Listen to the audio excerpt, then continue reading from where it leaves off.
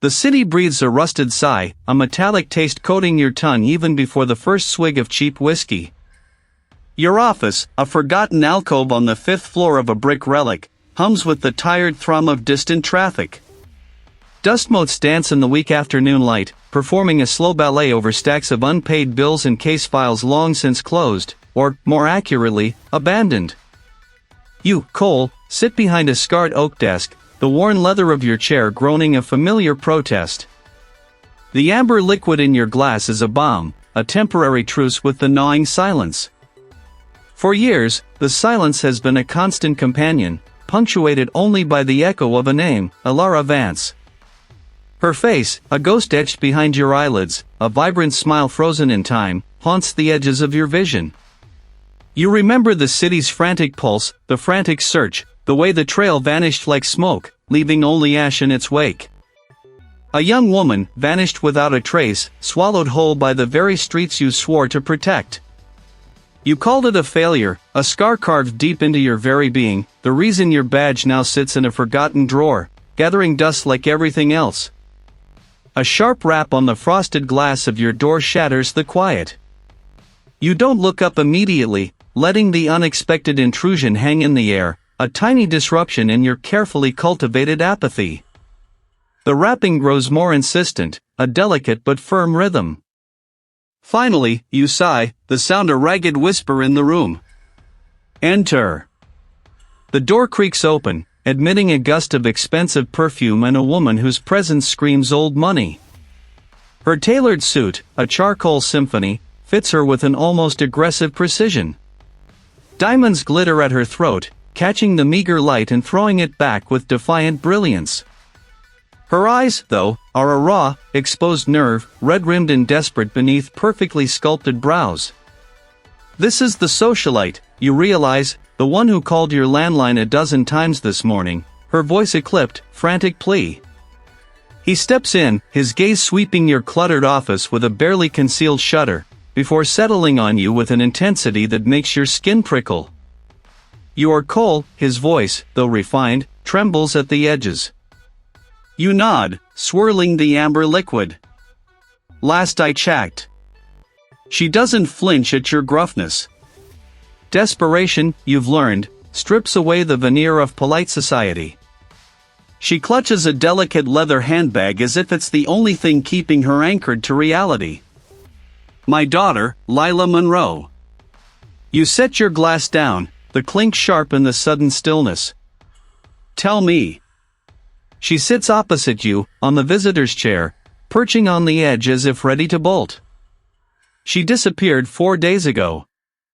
From her apartment. No forced entry. Her phone, her wallet, everything was left behind. Just gone. Her voice cracks on the last word. Blonde, striking. Aspiring artist. He was due to meet a gallery owner, a big opportunity. He would never just leave. The socialite's hands twist, white-knuckled, around the strap of her bag. The authorities. They say she just ran off. But I know my daughter. Something is wrong. Your mind, usually a sluggish swamp, begins to stir, quickening its pace. Blonde. 23. Aspiring. Everything left behind. The parallels, subtle at first, then glaring, begin to form an unsettling mosaic. Elara Vance was 22, a fledgling journalist, her apartment a picture of undisturbed domesticity save for her sudden, impossible absence. Her phone, too, had been found on her nightstand, a silent sentinel. Did she have any enemies, you ask, your voice low, already sifting through the details, comparing them to the phantom outline of Elara's case? Lila? No, he was bright, vivacious. Everyone loved him. The mother's eyes plead with you. Please, Cole. You were a detective. You understand these things. The title, detective, feels like a relic from another lifetime, a uniform you no longer fit. You pick up your glass, but don't drink. The whiskey tastes like ash now. What makes you think I can help where the department couldn't? The question is a test, a probe. Your reputation, she says, her voice gaining a desperate strength. You were relentless. And I heard about the Vance girl. The similarities, Mr. Cole. They are too disturbing to ignore. Your gaze hardens. He had done her homework. She knew about Elara. The socialite sees the flicker of something in your eyes, a spark of the old fire, and presses on. Lila was last seen near the old waterfront. He had been volunteering at a legal aid charity, helping with cases related to the immigration detention holding facility nearby. The words hit you like a physical blow. You remember that place.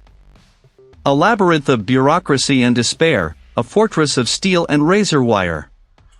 The memory of its stark, unforgiving walls, the pervasive sense of confinement, still made your skin crawl. It was a place where stories went to die, swallowed by paperwork and indifference. He was involved with that place, you ask, the words tight, a knot forming in your gut. Yes. He had a strong sense of justice. He believed in helping those who couldn't help themselves. The socialite's gaze searches yours, a desperate plea. This isn't just a runaway, Cole. It feels orchestrated. Elara Vance hadn't just disappeared, he had been erased. Every trace, every clue, meticulously swept away. You look out the grimy window, at the city sprawling beneath a bruised sky. The whiskey glass feels heavy in your hand, but it's not the weight of the liquid. A meticulous, terrifying continuation. This is about a pattern, a predator. The chance to right an old wrong, to finally understand what happened to Elara, blossoms in your chest, a dangerous, intoxicating hope. You lean forward, resting your elbows on the desk, your gaze meeting the socialite's. Tell me everything, you say, your voice low, stripped of its earlier apathy. Every detail, no matter how small. We start with the facility. Every person Lila interacted with there. Everything. The game has begun again, and this time, you won't let the ghost win. The whiskey glass, still heavy with the lingering scent of regret, finds its cold resting place on the polished oak. Erased. The word peels back layers of time, revealing not just Elara's ghost, but your own reflection in the bruised glass, a testament to what you lost. This time, the erasure will not stand. A spark, long dormant, ignites in your gut, a fierce, protective flame. Lila Vance. You will find her. The precinct hums with a familiar, sterile rhythm, a stark contrast to the city's raw pulse outside. You push through the swinging doors, the worn leather of your jacket a phantom weight. Heads turn. A few whispers, a few averted gazes. The air thickens with unspoken history. You are an unwelcome specter in these halls. Cole. The voice is a gravelly rasp, belonging to the detective, a man whose desk once sat opposite yours. His eyes, the color of stale coffee, narrow. Thought you'd given up on the hero act. You meet his gaze, unwavering. Lila Vance. What do you have? He leans back, a sneer twisting his lips. The usual. Rich kid, bad choices. He was running with a rough crowd, skipping out on her gilded cage. Probably just a joyride gone sideways. He gestures vaguely with a pen. Last seen leaving some dive bar near the old docks. Late Tuesday another ne'er-do-well, saw her get into a black sedan. Nothing solid. He hesitates, then sighs, flipping open a file on his desk, revealing only the briefest glimpse of a hastily scribbled note. A street artist, goes by Echo. Apparently, he's known for sketching the city's underbelly. Picked him up on a minor possession charge a day later. He's been questioned. You nod slowly, the name Echo clinging to your thoughts. A street artist. Someone who sees the unseen. Some things are best left buried. But you are already digging. A brief, hushed conversation, punctuated by the static of a poor connection. Information trickles in. Lila Vance, the socialite's daughter, was indeed drawn to the city's grittier edges. Not just dive bars, but illegal raves in abandoned warehouses, underground gambling dens, places where the city's elite mingled with its outcasts, a dangerous cocktail of power and desperation. She wasn't just observing, he was participating. This detail, the modified electronics, pricks at a forgotten corner of your mind. Elara. Years ago, during her disappearance, a minor detail had surfaced, a strange, custom-built radio receiver found in her apartment, dismissed as a quirky hobby. The connection feels tenuous, a wisp of smoke, but it's enough to fan the ember of suspicion into a low burn. The air here is heavy, thick with unspoken narratives, with the quiet despair of lives put on hold. Fluorescent lights hum overhead, casting a sickly pallor on the faces of those waiting. You navigate the maze of corridors, the smell of disinfectant battling stale air. The official at the desk, a tired-eyed woman with a stern demeanor, regards you with suspicion. You're not on the list, investigator.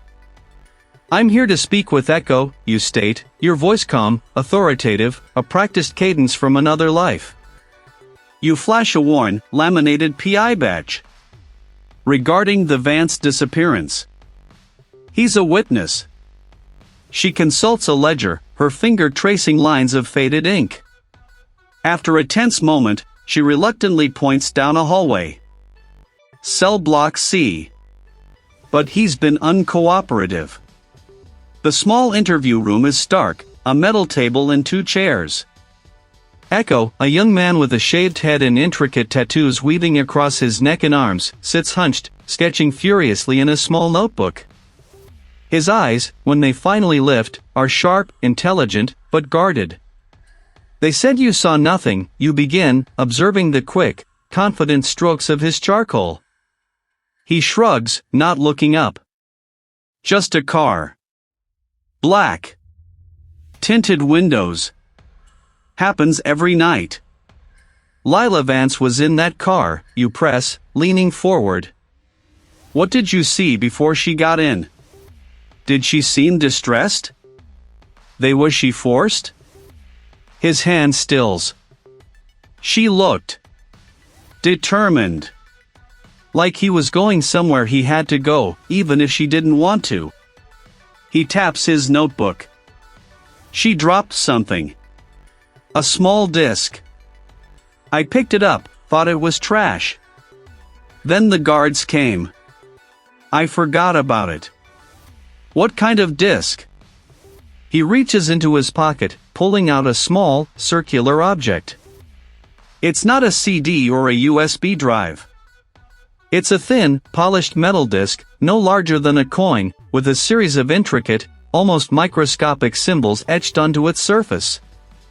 A tiny, almost imperceptible antenna-like filament protrudes from its edge. You take it, turning it over in your palm. The symbols.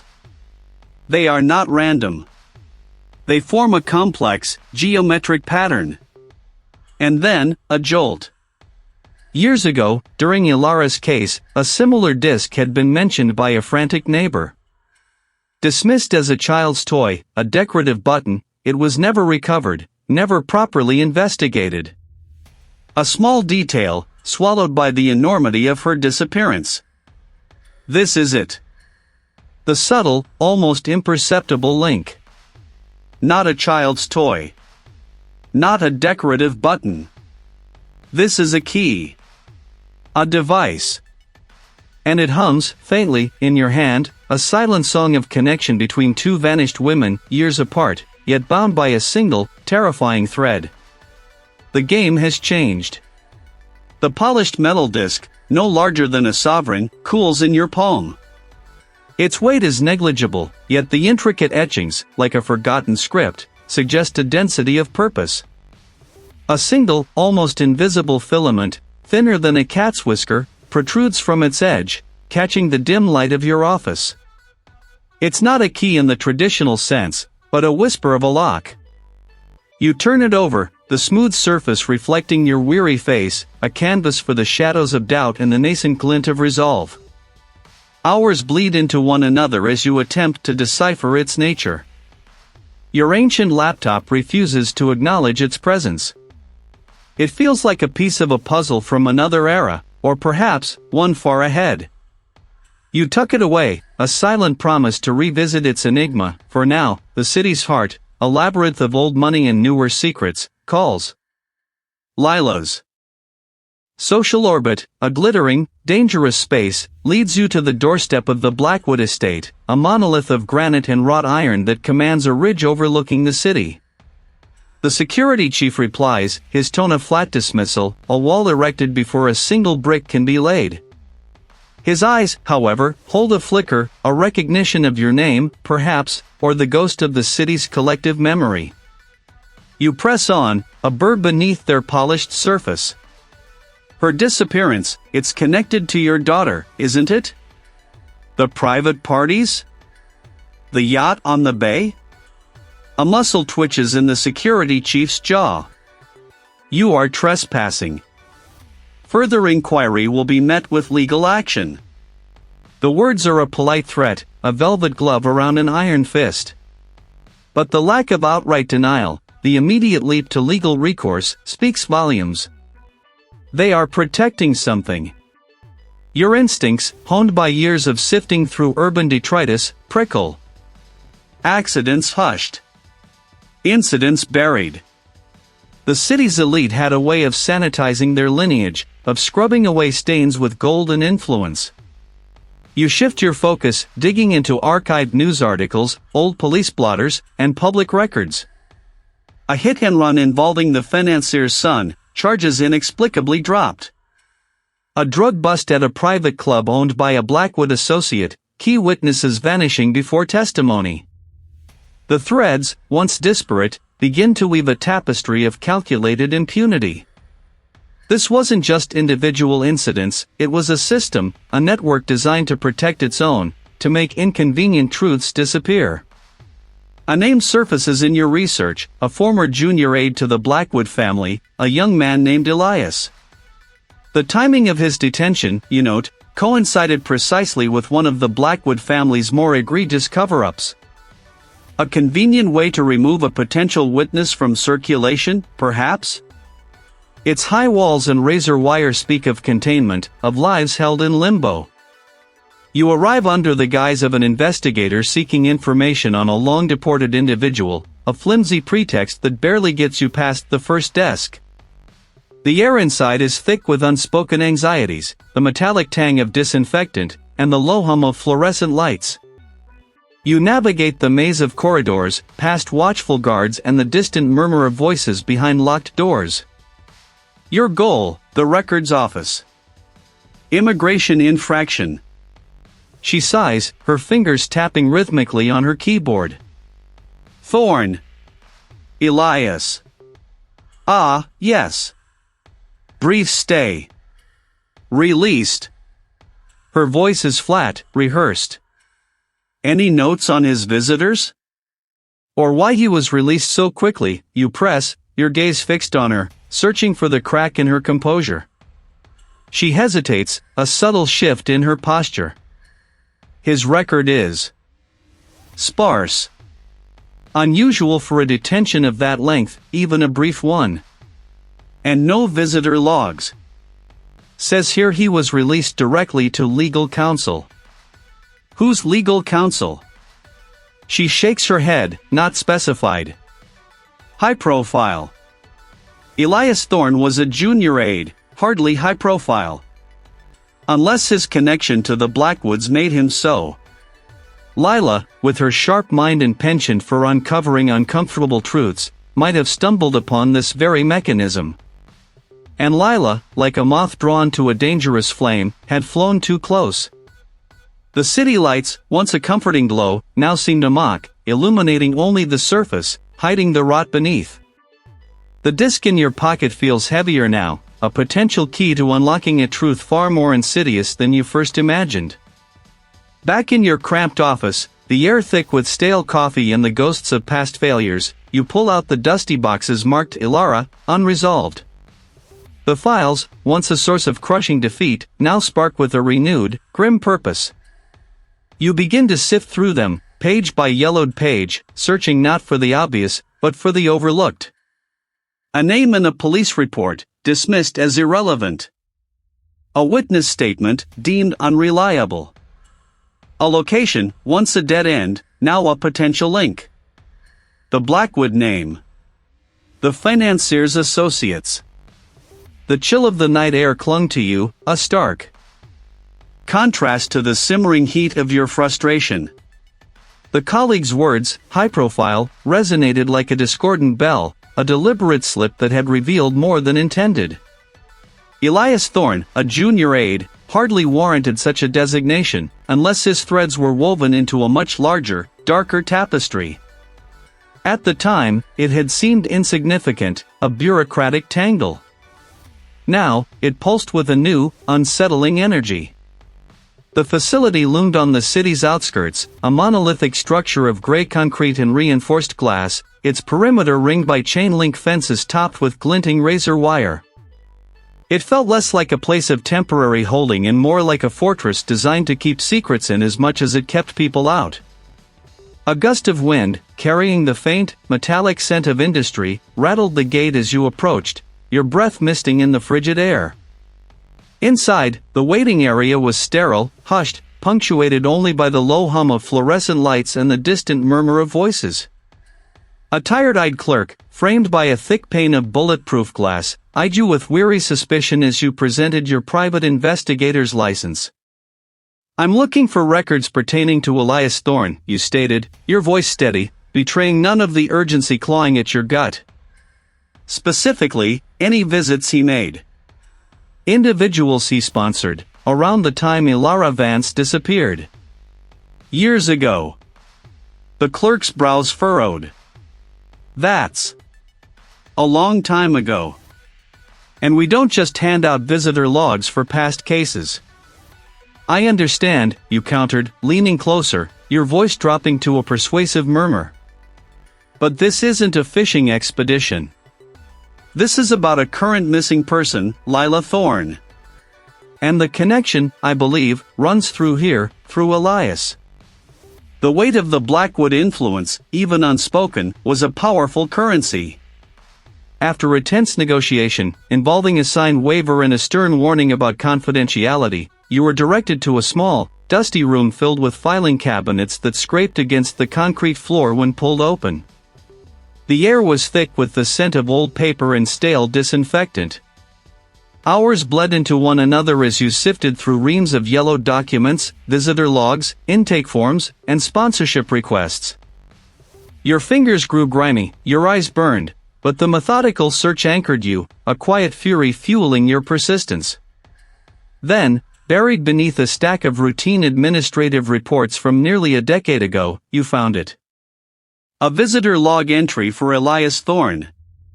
The date was a mere week before Elara vanished.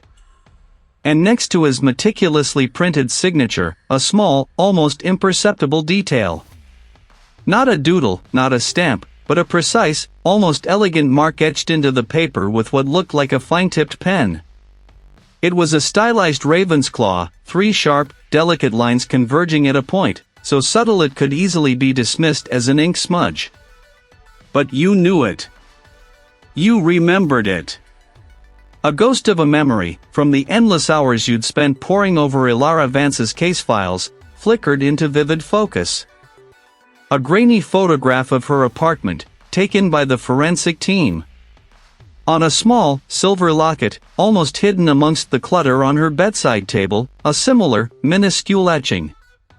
The police had dismissed it as a decorative flourish, a common motif. This wasn't a coincidence. This was a signature. The same hand. A wave of nausea washed over you, followed by a surge of pure, unadulterated rage.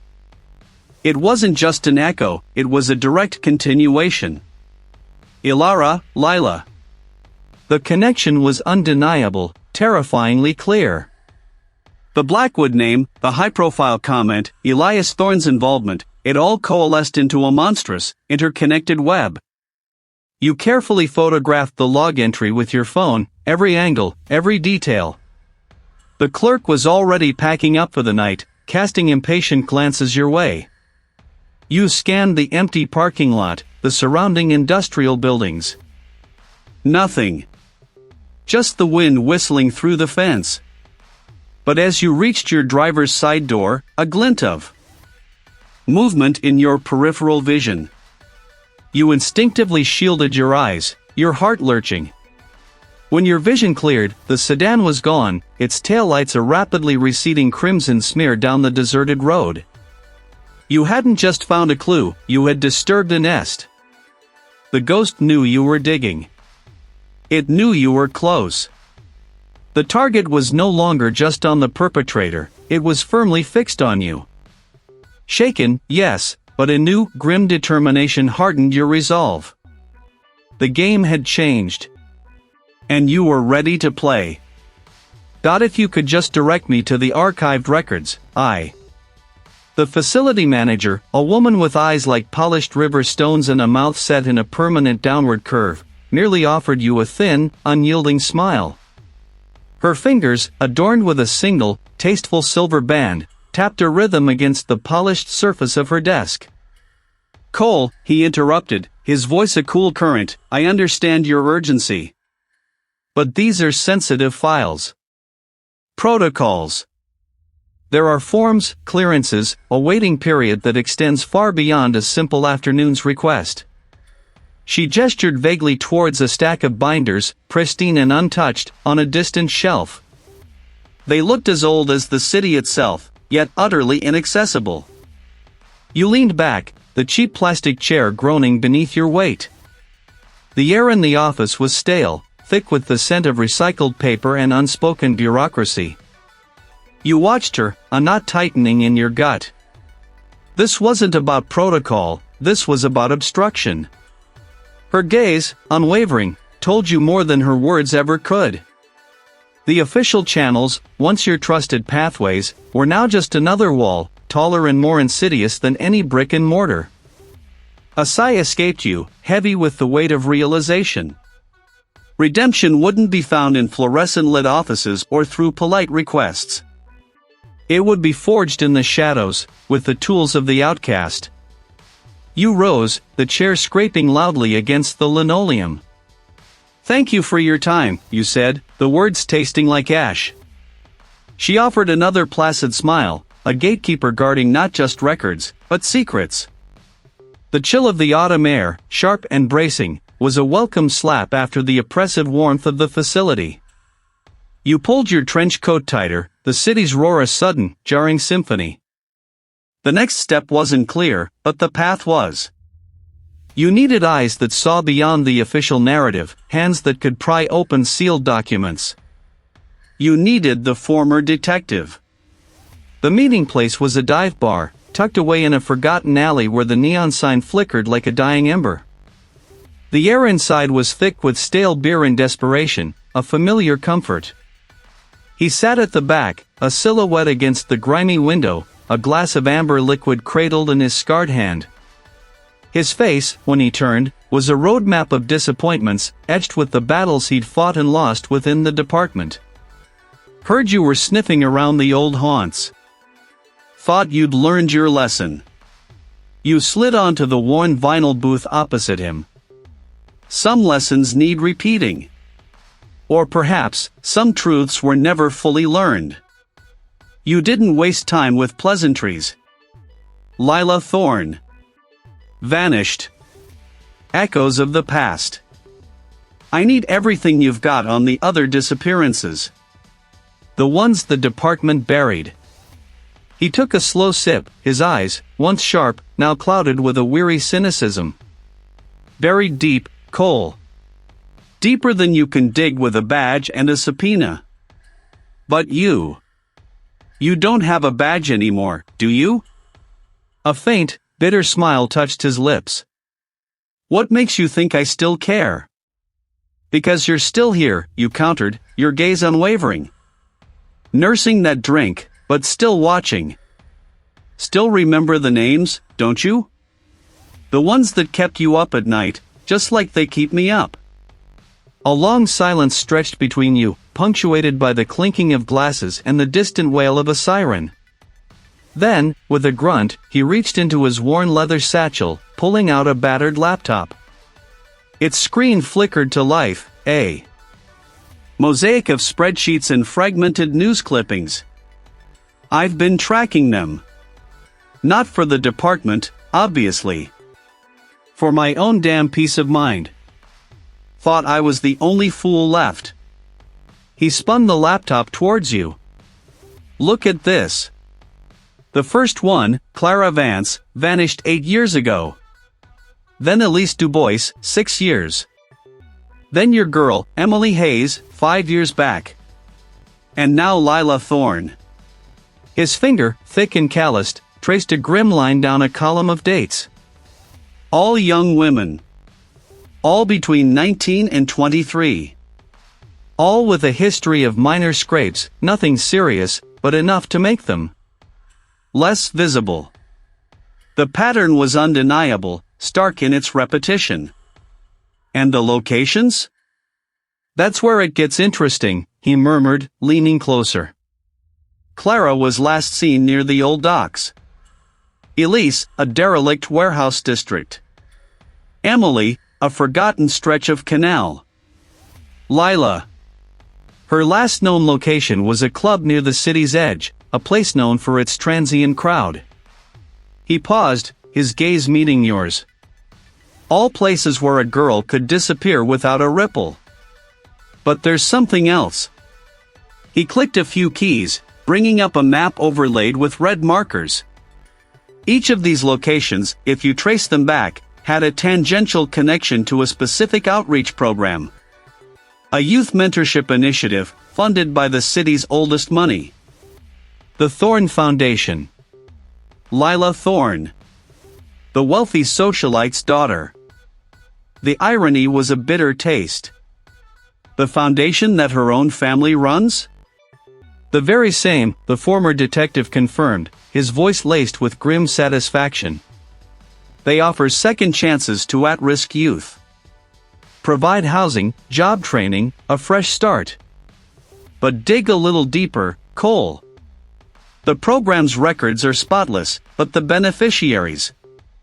Well, some of them just vanished from the system. Not just the 4 we're tracking. Others. More than a dozen over the last decade. He pointed to a name on the screen. Elias Vance. Elara Vance's older brother. He tried to raise hell when she disappeared. Said he was involved with someone from the foundation, someone high up. He was dismissed, discredited. Deported a few years later. Elias. You had dismissed his brother's frantic accusations years ago, seeing them as the ravings of a grieving relative. But now, it wasn't just a coincidence, it was a thread, pulled taut through the fabric of the city's elite. The Thorne Foundation, you repeated, the words a low growl. A front. A hunting ground. Or a meticulously curated source, the former detective corrected, his eyes glinting with a morbid understanding. They pick the vulnerable, the ones nobody will miss. And who would question a charitable organization run by the city's most respected families? He leaned back, the cheap chair creaking in protest. It's not just a pattern of disappearances, Cole. It's a pattern of selection. Someone is choosing these girls. And they're using the goodwill of the city to do it. The pieces began to click into place, a horrifying mosaic. The old money, the city corruption, the hidden network. It wasn't just an echo of your past failure, it was the very root of it. And this time, it had taken Lila Thorne. The city's breath, cold and metallic, ghosted over your face as the unmarked sedan idled. Rain slicked the windshield, blurring the neon smears of a distant industrial district into abstract art. Beside you, the analyst's fingers danced across a backlit keyboard, the soft clicks a counterpoint to the engine's low thrum. The map on his screen pulsed, a network of intersecting lines, each one a thread pulled from the tangled skein of your investigation. The pattern holds, the analyst murmured, his voice a low hum, eyes fixed on the display. Same radius, same demographic vulnerability. And then, this. He highlighted a node, a gray rectangle on the digital canvas. All communication routing through this specific relay point, then dissolving. You lean closer, the scent of damp wool from your coat filling your nostrils. The node pulsed, a silent beacon. What is it? A nexus, he replied, his brow furrowed in concentration. But the data flow suggests something far more complex. Anomalies in resource allocation, unscheduled personnel transfers. It's a blind spot, deliberately cultivated. The name hung in the air, stark and chilling. The pieces began to interlock with sickening precision. The vulnerability of those seeking refuge, caught in bureaucratic limbo, their lives already tenuous. The socialite's daughter, the young woman from years ago, both, in their own ways, had brushed against the fringes of this world, volunteering, advocating, unwittingly drawing attention. You gripped the steering wheel, knuckles white. The facility loomed, a brutalist concrete monolith against the bruised twilight sky. High fences topped with razor wire gleamed faintly. Floodlights cast harsh, unforgiving pools of light across the barren grounds. You parked a quarter-mile away, nestled amongst a cluster of abandoned freight containers, their rusted hulks offering a sliver of concealment. The analyst deployed a directional microphone, its slender arm extending towards the facility's perimeter. He hooked a small, flat screen to his laptop, showing thermal signatures, faint and wavering, moving within the building's shell. High-frequency bursts. Encrypted. But I'm picking up a secondary signal. Older tech, almost archaic. A backup channel, perhaps, for when the primary is jammed. He worked feverishly, fingers a blur. The screen flickered, then resolved into a stream of data. Not audio, but text. A crude, almost archaic alphanumeric code. It's a ledger, the analyst breathed, his voice tight with surprise. Transaction codes. Dates and names or pseudonyms. Look. He pointed. Orion. Shepherd. And this one. He highlighted a string of characters. The Collector. The name whispered in hushed tones in the deepest corners of the city's underworld. A myth, a boogeyman, tied to disappearances that defied explanation. Then, a flicker on the thermal display. Not an official vehicle. Its windows were tinted, opaque. Two figures emerged, moving with an unsettling economy of motion. They carried a large, canvas-wrapped bundle between them, hefting it with practiced ease. Your breath hitched. The bundle was roughly the size of a human form. They disappeared inside the service door. They're moving someone, you hissed, your voice barely audible. Or something. The analyst swore under his breath. The secondary channel. It's active now. A single word, repeating. Transit. Transit. Transit. It's a confirmation. They're using this place as a way station. You pushed open the car door, the cold air biting. We go in. Cole, wait, the analyst urged, but you were already moving, a phantom in the rain-streaked night. The adrenaline, sharp and potent, cleared the fog of years. This wasn't just an echo. This was the source. You skirted the perimeter, finding a weak spot in the fence line, A section where the wire had been deliberately clipped and retied, almost imperceptibly. A familiar signature of meticulous planning. You slipped through, the metal scraping faintly against your jacket. The ground inside was gravel, crunching beneath your boots. The service door was heavy, steel. You tested the handle. Locked. A small, almost imperceptible click. The door swung inward, revealing a dimly lit corridor, smelling of stale disinfectant and something else. Something metallic and faintly sweet. You moved with a hunter's stealth, hugging the walls. Fluorescent lights hummed overhead, casting a sickly yellow glow on numbered doors. The sound of muffled voices, distant and indistinct, drew you deeper. You passed a storage room, its door ajar. Inside, shelves lined with boxes of administrative files, and then, a glint. A small, silver locket lay on the concrete floor, half hidden by a discarded manifest. Your heart hammered against your ribs. You knew that. Locket. A tiny, etched bird, wings outstretched. It belonged to the young woman who vanished years ago. Not the socialite's daughter, but the first one. The one that broke you. A sudden, sharp clang echoed from down the corridor.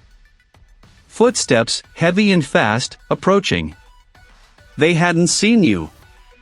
Not yet. You knew then. They knew you were here. The locket wasn't an oversight. It was a breadcrumb. A message. A taunt. I know you're watching. I'm still here. And I'm still playing. You turned, slipping back towards the open service door. The game had just become deadly personal. You were no longer hunting a ghost, you were being hunted by a specter made flesh, who reveled in the chase. The metallic tang in the air suddenly tasted like blood. Your own.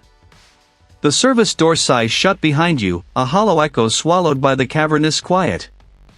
The air, thick with the scent of damp concrete and something acrid, settles around you like a shroud. Its exterior was a brutalist testament to forgotten purpose, a fortress of steel and scarred concrete, its high perimeter fences now rusted skeletons against the bruised twilight. The fluorescent tubes above flicker weakly, casting a jaundiced glow on the grime-streaked walls, illuminating the ghosts of countless desperate hopes. Your boots scuff on loose gravel that litters the polished linoleum of what was once an administrative corridor. You move through a series of interlocking gates, their heavy mechanisms groaning in protest as you force them open, each clang a declaration of your trespass. A faint, metallic scraping sound draws you deeper, past rows of vacant holding cells, their barred doors ajar like gaping mouths. You reach a wider section, a central processing area, perhaps, where a single, bare bulb hangs by a fraying wire, swaying gently. Beneath its sickly glow, you see him. The orchestrator. He stands silhouetted against a wall covered in faded, multilingual warnings. Beside him, slumped in a chair, is Lila. Her wrists are bound, her eyes wide, her face pale, but she breathes. Always so predictable, Cole. He is the warden. Not in title, but in nature. A former security chief from the very firm involved in Elara's case, a man whose quiet efficiency you dismissed as bureaucratic zeal. Elara. And now Lila. He smiles, a thin, humorless curl of his lips. Elara was a necessary precursor. A perfect storm to test the waters, to gauge the weaknesses. Your weaknesses, primarily. The system's weaknesses. And you, Cole, you broke beautifully. It was exquisite. He gestures vaguely around the desolate facility. This place. So many forgotten souls pass through here. A perfect canvas for my work. No one looks too closely at the discarded, do they? Just like Elara. Just like Lila would have been. Why? You push the word out, your jaw tight. What was the point of any of it? Control, Cole. Pure, unadulterated control, the warden intones, taking a step towards Lila. Your muscles tense. The wealthy socialite, the influential family. They believe their power is absolute, but it's fragile. A carefully constructed illusion. I simply showed them how easily it could crumble. How their precious daughters could vanish into thin air, just like the nameless migrants who once filled these cells. He picks up a small, ornate locket from a makeshift table beside him. It's Elara's. You recognize the intricate silverwork, the tiny emerald inlay. The seed of chaos I planted. I observed your downward spiral, Cole. Your obsession. It was all part of the design. You were a pawn, a convenient scapegoat. The disgraced detective. Who would listen to you? He drops the locket, and it clatters against the concrete floor, a sound like shattered hope. Lila flinches. And Lila, you demand, your gaze flicking between him and the terrified young woman. What did she ever do to you? Lila was the echo, the warden replies, his voice gaining an almost theatrical cadence. The proof that the past is never truly buried. A second chance to perfect the illusion, to demonstrate the true extent of my influence. To show them that even their most guarded possessions, their very flesh and blood, could be taken, twisted, and then returned or not. It's the uncertainty that truly breaks them.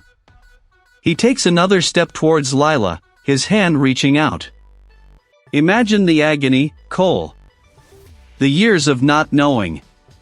The slow decay of hope. That's the real masterpiece. You won't let him touch her. Not again. Not another one. Not this time, you snarl, lunging forward. The warden is quicker than he looks, a blur of motion. He ducks your charge, spinning, and a heavy iron bar, previously hidden, swings in a brutal arc. You barely manage to raise your arm, the impact jarring your bones, a searing pain shooting up to your shoulder. The world blurs for a split second, the metallic tang in the air intensifying. You stumble back, regaining your footing, your vision clearing. He advances, a predatory glint in his eyes. This isn't just a fight, it's the culmination of years of calculated cruelty, a final, deadly performance in his twisted theater of control. You are no longer just a private investigator, you are the last, desperate line of defense against a ghost made flesh, here in the desolate heart of a forgotten holding facility, fighting for a redemption that tastes like rust and blood. You barely manage to pivot, the cold kiss of the iron bar grazing your temple. A searing pain erupts, a white-hot flash behind your eyes, but you stay on your feet, fueled by a rage that burns brighter than any injury.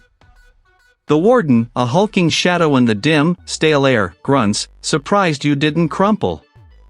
He whirls again, the bar a deadly pendulum, but you anticipate the swing, ducking low, your shoulders slamming into his midsection. The impact is jarring. Air explodes from his lungs in a wet gasp, and he stumbles backward, momentarily disoriented. This is your chance. You don't hesitate, a primal roar tearing from your throat. Your hands, calloused and quick, find purchase on his arm, twisting, leveraging his own momentum against him. The iron bar clatters to the concrete floor with a deafening clang, echoing in the cavernous space. He tries to recover, a guttural growl rumbling deep in his chest, but you are a whirlwind of desperate resolve. He sways, then collapses, a dead weight, his eyes rolling back into his head. Blood, warm and slick, trickles down your temple, but you barely register it. Your gaze sweeps the room, a frantic search for the hidden compartment, the true heart of this decaying edifice. You stumble towards a section of the wall, disguised by stacked crates and a tattered canvas tarp.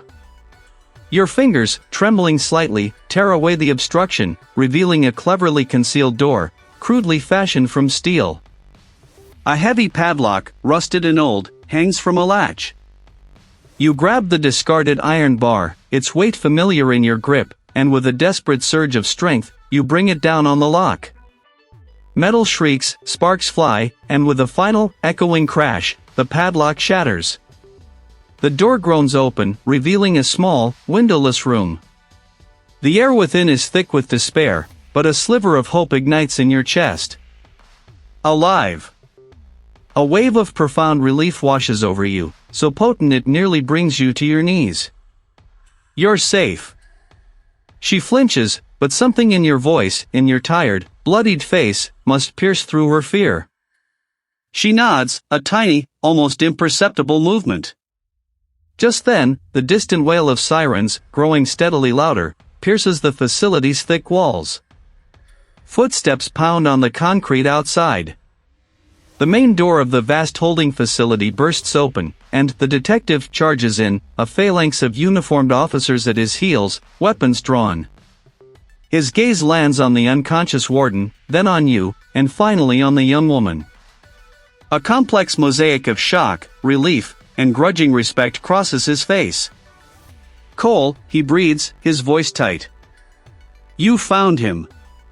You simply nod, stepping aside so the officers can secure the warden and attend to the traumatized girl.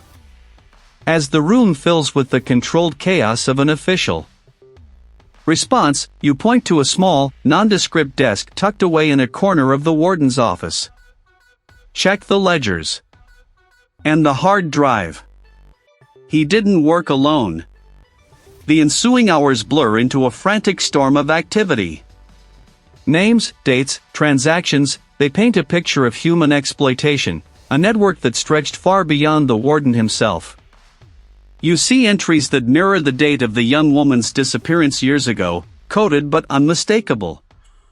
The warden wasn't just holding vulnerable people, he was trading them, using the facility as a grotesque clearinghouse for a very specific, very wealthy clientele. The detective approaches you later, his face grim, a thick file clutched in his hand. "We found him, Cole. Not alive. But we found enough." Underneath the old laundry room, a shallow grave. Her necklace was still around her neck. He pauses, his gaze softening. The warden's files. He was running this operation for years. Trafficking. Blackmail. The socialite's father, a prominent city councilor, even a federal judge, all implicated. They were protecting him, using him, benefiting from the misery here.